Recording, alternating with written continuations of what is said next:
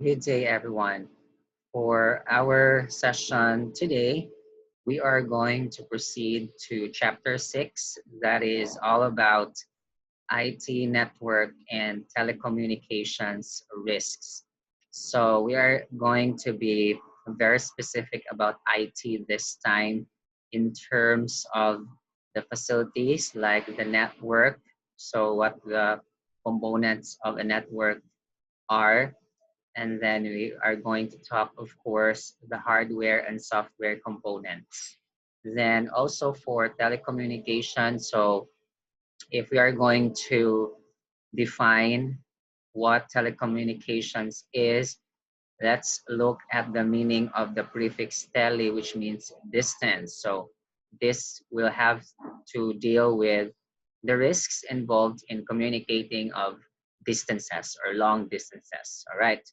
So for this day, we are going to have Miss Duran to help us on our explanation. Unfortunately, only the audio is available, so you'll be seeing me all throughout. And just like with the previous sessions, I'm going to provide certain inputs if there is a need to do so. Otherwise, then we'll just have to listen. All right, so let's begin immediately. Hi, good day everyone. I'm Hailuan and I'm going to discuss today, right now, the first two subtopics in chapter 6, which is in IT network and telecommunications risk. So these, so these are the topics or subtopics that I'm going to tackle or discuss right now under the chapter 6. So the remaining two The two remaining subtopics will be discussed later on. So let's start. So network and telecommunications technologies. So first thing to do, we must know what is network and telecommunications. So when you say network, it is consist of two or more linked computers or a communications, data exchange, and resource sharing system created of linking two or more computers which establishing standards or protocols so that they can work together.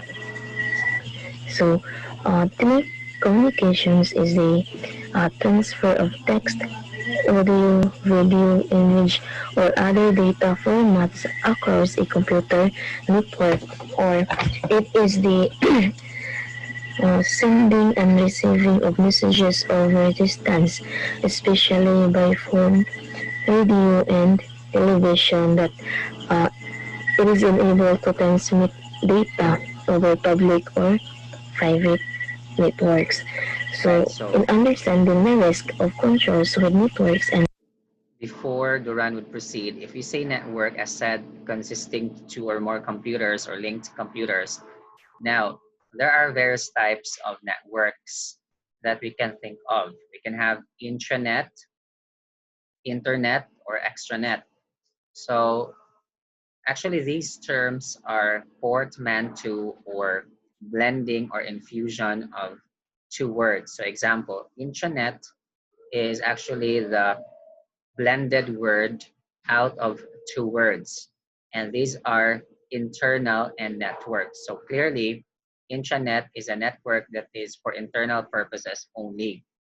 We also have the so-called extranet, which is composed of two words, external plus network.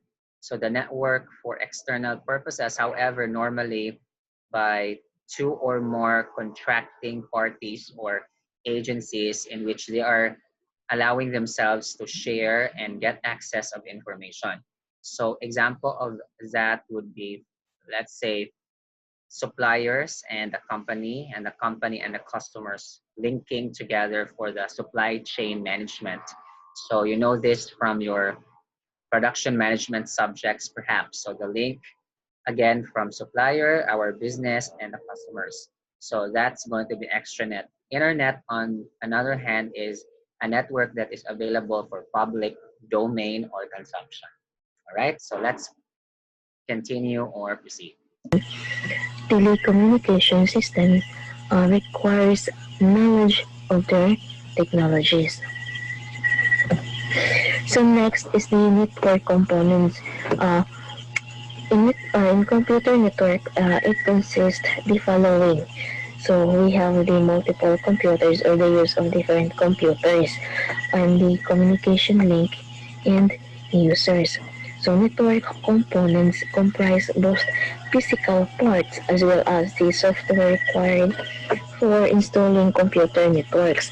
And also, it has more complex networks that might have thousands of different types of computers and multiple types of communication channels, processors, and switching device, which is I'm going to discuss this more later on. So computers process data in a network telecommunication system. So computers connected with each other to communicate and share information and resources. So the network computers send and receive data and from terminals. So when you say terminals, uh, it is an electronic hardware device that can be used for entering data into and transcribing data form. So in terminal, it may be dumb or in smart terminal. So when you dumb terminals, it can have computational power to display, send, and receive text, but no processing capabilities. It is only where you connect them that has all the power to run text editors, compilers, email, games, and others. While in smart terminals, it has the processing capabilities, which is it have the built-in logic for performing simple display operations such as blinking and bold face. So telecommunication channels. So data transmission is done through telecommunication channels. That these channels uses various media that includes physical and wireless.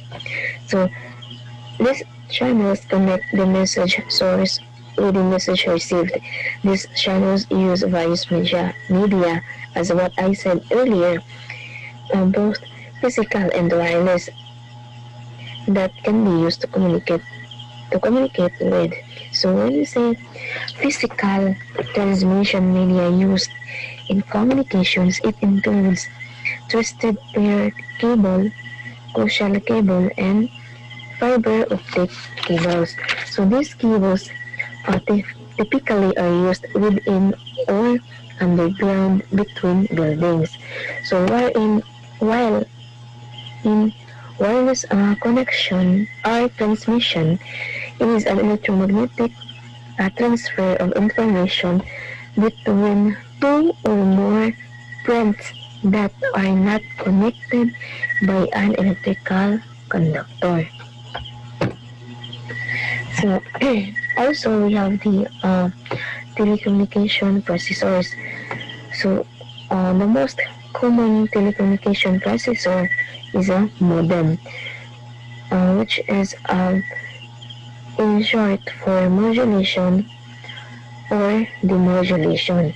So when you say modem, it is to transform digital computer signals into analog signals that can travel over telephone. Yeah, it is true that a modem is a communication device that converts binary signal into analog signals for transmission over telephone lines and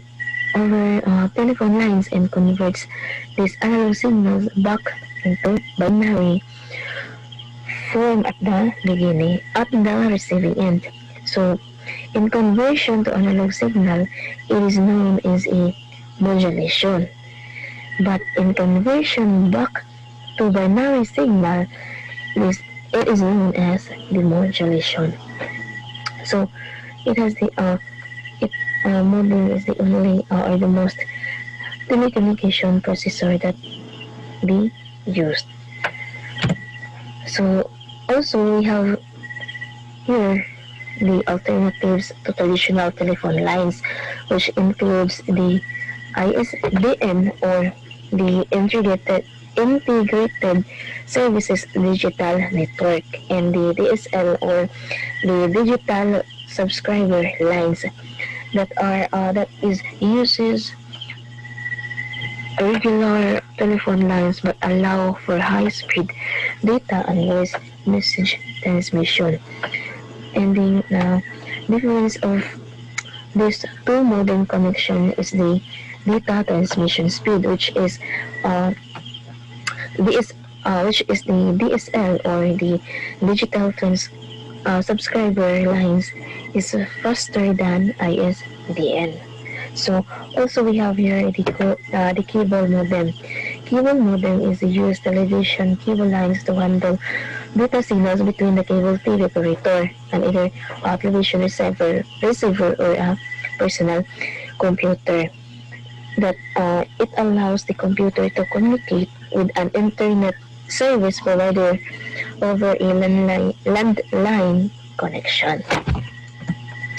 So next is the router and switches device. So router and switch are both network connecting devices, but in switches it is connect network components and ensure that messages are delivered to the appropriate destination, which is a switch send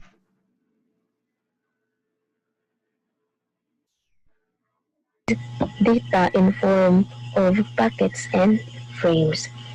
So while in routers are similar to switches, but they include more intelligent features based on the role sets of or protocols, and router sends data in form of packets. So here in router and switches device, the difference of the two is that when the sends data, the switch is in form of packets and frames, while in routers sends data in form of packets only. So next is the types of network. So there are different types of network categorized in various ways. The most common network used and in terms of distance are LAN and WAN. LAN is local area network and WAN is wide area network. So in LAN or local area network, it is a group of connected computers within a short distance of one another. A LAN may be wired, wireless, or a combination of the two. A standard wired LAN uses Ethernet to connect devices together. So wireless LANs are typically created using a Wi-Fi signal. So while in WAN or wide area network, it is a large network of information that is not tied to a single location that connect computers some geographic distance away from another another. So next, Right, so LAN stands for local area network. That is just for a limited area or areas. But if we say WAN, the wide area network, that would encompass wider or greater or larger range of geographic locations or regions. is the protocols and software. Protocols are standardized or sets that control network communication. Yeah, it is a set of rules that governs the communications between computers on a network. It allows connected devices to communicate with each other regardless of any differences in their internal processes, structure, and design. Which is this is the reason that we can easily communicate with people all over the world. So we have really several kinds of network standards and protocols. It includes the wireless application protocol or WAP that it is a platform for media phones which is provides open universal standard for bringing internet content and advanced value-added services to mobile phones. So, an open system interconnect model or OSI model. All right. Protocols are like rules that are to be followed or sets of guidelines and the language in hardware and software world. So this would make the two entities understand each other in the process. And that's the purpose of having the protocols. Uh, it describes 7 layers that computer systems use to communicate over a network. It is from the I think this is OSI, Open Systems Interconnect module. Anyway, physical layer up to the application layer. That uh, these layers or OSI model it aims to guide vendors and developers so they can interoperate with the digital communication products and software programs they create and to provide a clear framework describing the functions of a network or telecommunications system. So next is the second. This is the second subtopic: the risks to IT network and telecommunications system. So the first threat that we have here is the social engineering. So in social engineering, it is a manipulation technique that exploits human error to gain private information, access for, or evaluation, or valuables. Example of this threat is are the phishing attacks where victims are tricked into providing confidential information, and also the phishing, which is phishing attacks where an urgent and official sounding voicemail convinces victims to act quickly or suffer severe consequences, like access, login, spying, and fraud. So this is the social engineering threat. So in physical infrastructure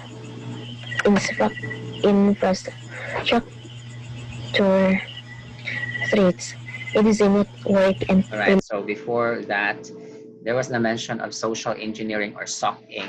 So this is when a person would be using social or interpersonal skills to be more advantageous over another person, thereby committing fraud or any other acts of deception.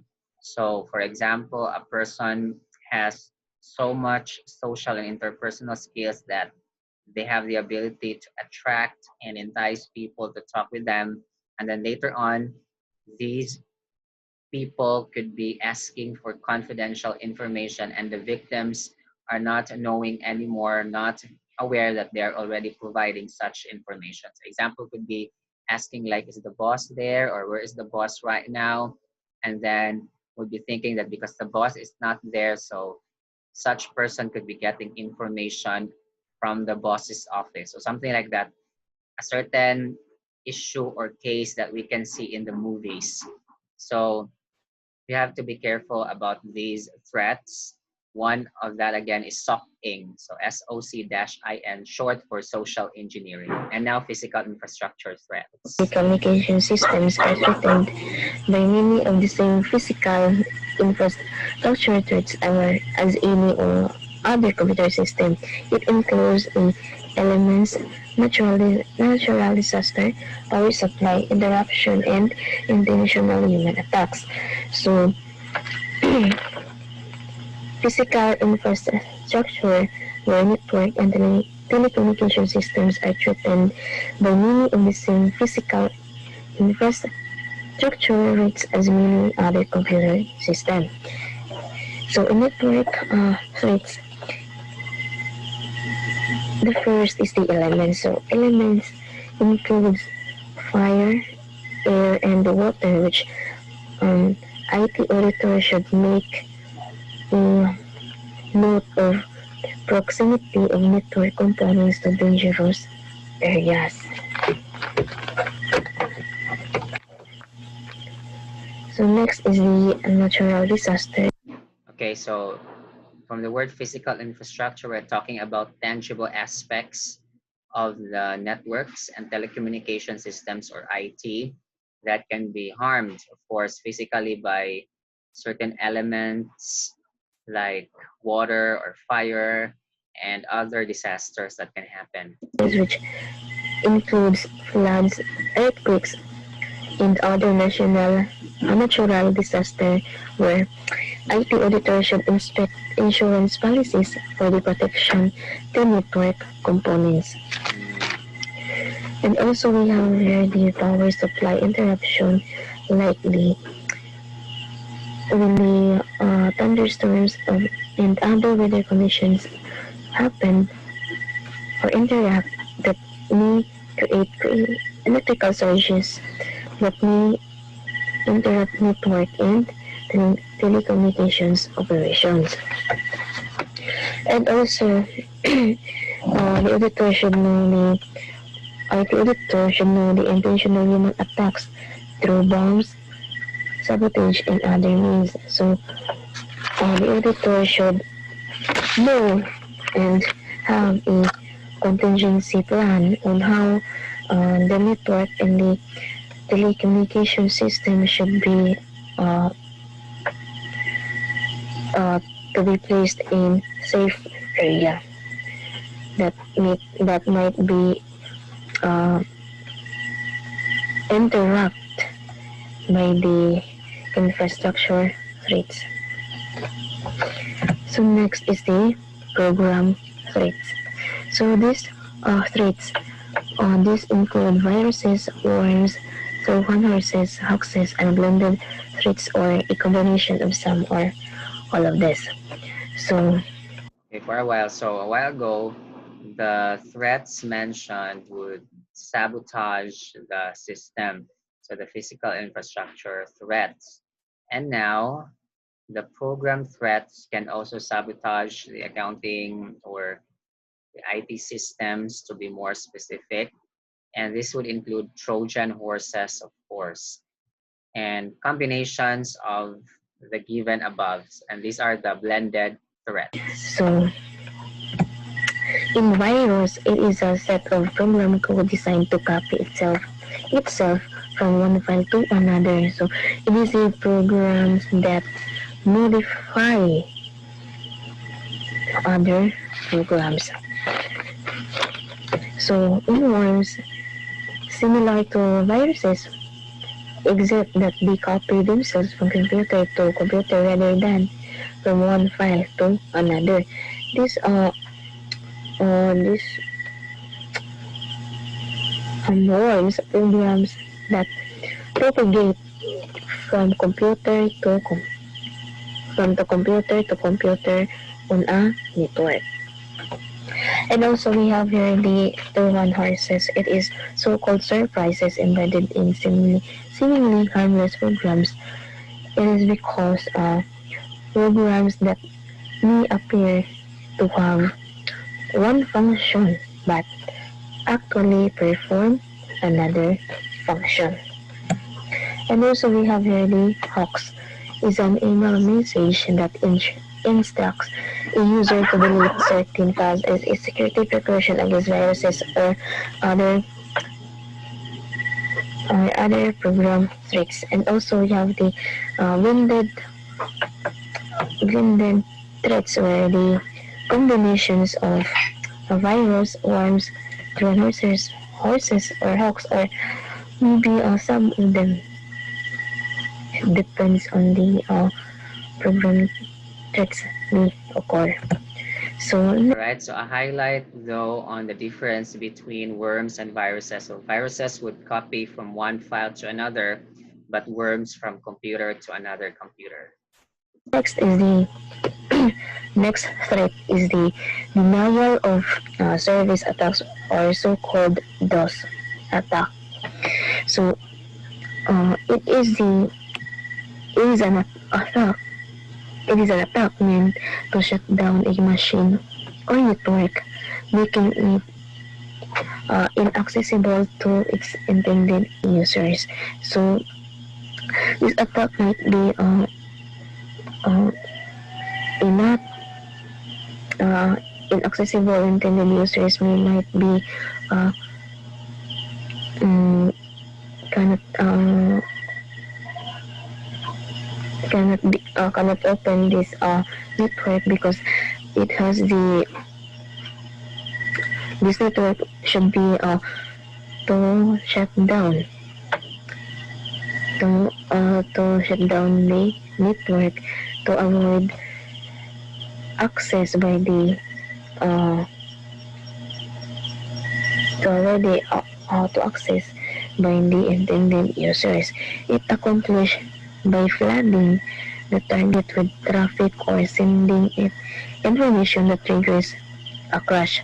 This can be prevented by using the tools and techniques such as firewalls, intrusion detection systems, and penetration testing that be uh, discussed afterwards. So this is the DOS attack. Right, so DOS, if you can see on the illustration, basically is that one hacker or one entity, or let's just say a person, would be penetrating a system or online platform to the point that it becomes unresponsive or inaccessible, as said by Ms. Duran, and that it would prevent the legitimate users or the intended users to be able to access that. So a certain case experienced by companies that are really on the online, so they are having the online platforms and transactions like Amazon and eBay. So somebody did the DOS attack and it lost to revenues amounting to billions of dollars, even just for hours. So can you just imagine the impact of that for organizations who are already in the online business world? And then on the other hand, there is an extension of this, which is called the DDoS, or the distributed denial of service attack, wherein the hackers are multiple. So they could be in groups, for example, in one location, but normally they will be in different regions or different places all over the world. For example, so different countries, and they're going to attack the same system. So that's distributed denial of service attack, but same purpose. It's just that a difference of the number of hackers. DOS is just one, DDoS is multiple or many. And now let's proceed to software vulnerabilities. DDoS or enable the host or weak spots in application operating system software. So, for example, holes are frequently programming errors, but they may have been intentionally created to allow programmers quick access for debugging software.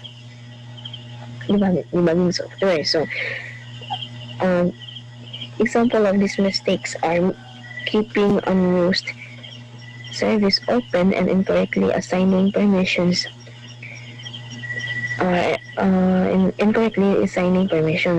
Discovery of such holes with well-done followed quickly by the issuance of patches. So these are the uh, different threats or risks that we uh, encounter in the network and telecommunication technologies. So that's the end of my report. Okay, so Duran would be saying her last piece anyway for the closing. So for software vulnerabilities, there could be some glitches on the part of the system. Sometimes they are done unintentionally or it could be intentionally so that it would be easier for the programmers to penetrate the system. However, if they did that unintentionally or intentionally, the point here is that this would create weak spots or holes in the system. So it would make the system susceptible or it would make the system open to hackers to easily penetrate. So that's why the reason would have been it should have been removed. So these holes should have been removed whether they're intentional or unintentional. So that's also the reason why after, for example, the development of the systems or after creating the systems, there should have been testing. So penetration testing, which is also called ethical hacking, which was discussed a while ago under DOS and the DOS and program threats. So the auditors may be asked, so they are hired to do that ethical hacking to the system to check if those systems really have significant vulnerable or weak spots and also to be able to solve them and develop the system furthermore for the protection of the company's resources, information, and assets. All right. So this ends the report of Duran. Okay, let's hear her piece. Thank you and God bless. Right. So as for my words, thank you very much for listening to this particular session, everyone. Hopefully you learned something once more or once again. Then thank you very much for paying attention and bearing with us along the way. See you next time and God bless us all.